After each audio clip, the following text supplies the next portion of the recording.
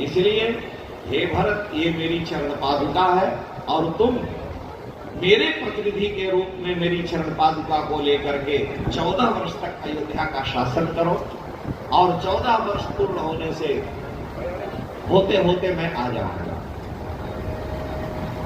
अधिरोहार्थ पादाभ्याम पादुके हेम भूषिते एते ही सर्वलोकस्य योगक्षेमं विधास्यतः।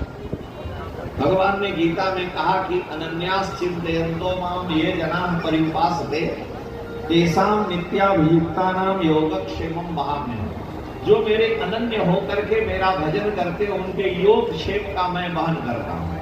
योग माने जो अप्राप्त है उसको प्राप्त कराते हैं और जो प्राप्त है उसकी मैं रक्षा करता हूँ।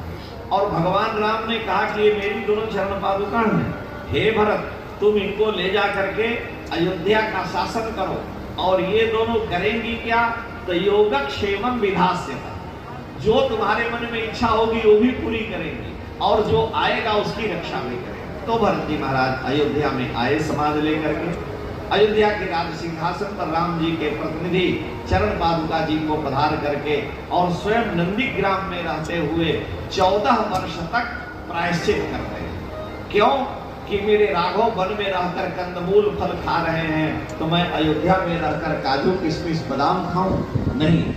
गाय को जौ की दलिया खिलाते हैं, गाय की जौ की दलिया खा करके जब गोबर करती है तो गोमूत्र में उस जौ की दलिया को धो लेते हैं, गोमूत्र में ही पका करके एक समय व्रत करते हैं। इसको गोमूत्र यावक व्रत कहते हैं। गोमूत्र यावक व्रत करके प्रायश्चित कर रहे हैं कि जिस कारण से मेरे भाई का वनवास हुआ, पिता की मृत्यु हुई, माताएं विधवा हुई, अयोध्या अनाथ हुई, उस पापी को अपने पाप का प्रायश्चित करना चाहिए। अरे भाई वैकुंठाधीशस्तु भरता, भरत जी वैकुंठेश हैं, लेकिन संसार में हम लोगों को शिक्षा देने के लिए भरत जी ये साधन तप करते हैं। इसीलिए तुलसीदास जी ने कहा कि सिया राम प्रेम पीयूष पूरन होत जन्म न भरत को, मुनिमन अगम जपनियम शब्दम विषम व्रत आचरत को, दुखदाह दारिद दम्भ दूषण सुजस विष अपहरत को,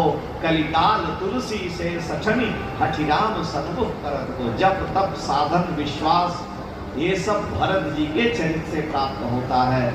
तो भरत जी अयोध्या में सुखपूर्वक गोमूत्र यावक व्रत का प्रायश्चित करते हुए नंदीग्राम में रह रहे हैं। राम जी चित्रकूट में। अब आगे की कथा हम लोग कल के प्रसंग में श्रवण करेंगे, बहुत पीछे हैं।